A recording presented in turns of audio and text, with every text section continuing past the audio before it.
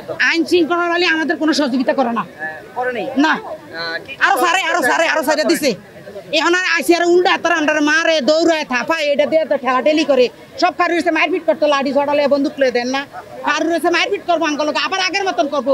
এই দুইজন বিচারপতি জামিন দিয়েছে আগামী বৃহস্পতিবারের মধ্যে তাদেরকে বহিষ্কার করতে হবে।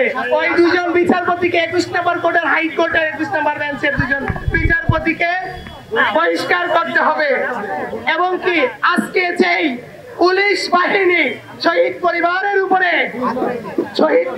উপরে হাত তুলেছে, 2-3 জন শহীদের মায়ের পেটে লাথি মেরেছে, স্বরাষ্ট্র উপদেষ্টা যদি এটার ব্যাখ্যা না দেয় আগামী রোববার দিন শুধু আইন উপদেষ্টার পদত্যাগের জন্য রাস্তায় নামবো না, স্বরাষ্ট্র উপদেষ্টার পদত্যাগ সহ খোদাবাজ চৌধুরীর উপদেষ্টার পদত্যাগ সহ আমরা রাস্তায় নামবো সারা বাংলাদেশে।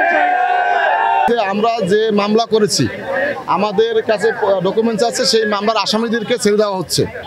এখন কি কারণে সেই আসামিকে ছেড়ে দেওয়া হচ্ছে এবং আমাদের বিচার কার্যক্রম কেন গতিশীল হচ্ছে না সেই বিষয়ে আমরা এখানে আসছি এবং আমরা প্রধান উপদেষ্টার কাছে এই আইনমন্ত্রীর এই তথ্যরা যে কেন ছেড়ে দেওয়া হচ্ছে সেইটা ব্যাখ্যা দিবে, প্রধান উপদেষ্টার কাছে সেই ব্যাখ্যাটা দিবেন।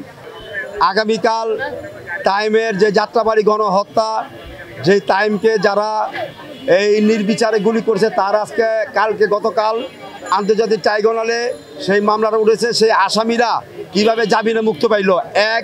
এইটার জন্য আমরা আজকে সচিবালয়ে আমরা আসছি যে আমরা আসিফ নজরুল স্যারের সাথে আমরা সাক্ষাতে কথা বলবো।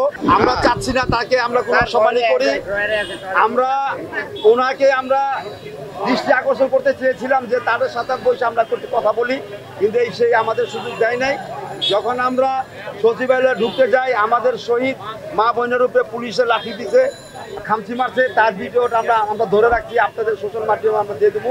আজকে আমরা রোববার পর্যন্ত তাদেরকে বোঝার মতো বৃহস্পতিবার থেকে আর কি রোববার আমরা যদি না মানে আমরা আবার সারা বাংলাদেশের রাজপথে শহীদ আহত পরিবারের নিয়ে আমরা সারা বাংলাদেশে এই সচিবালয়ে আবার অবস্থান নিব যদি আমাদের বিচার না হয়।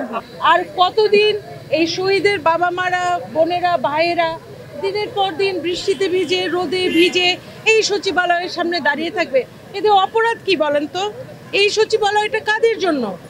এই যে উঁচা গেট দেখেন, যখনই ওনারা বিচারের দাবিতে আসে তখন পুলিশ পাঠানো হয় কেন? ওনারা তো চান আইন বিভাগের, আইন মন্ত্রণালয়ের দায়িত্বশীল কারোর সাথে কথা বলতে। তো এখানে কি আপনারা বলেন তো আইন মন্ত্রণালয়ে দায়িত্বপ্রাপ্ত কর্মকর্তা নাই কেউ যারা একজন এসে ওনাদের সাথে কথা বলতে পারেন? পুলিশকে কেন পাঠাতে হবে?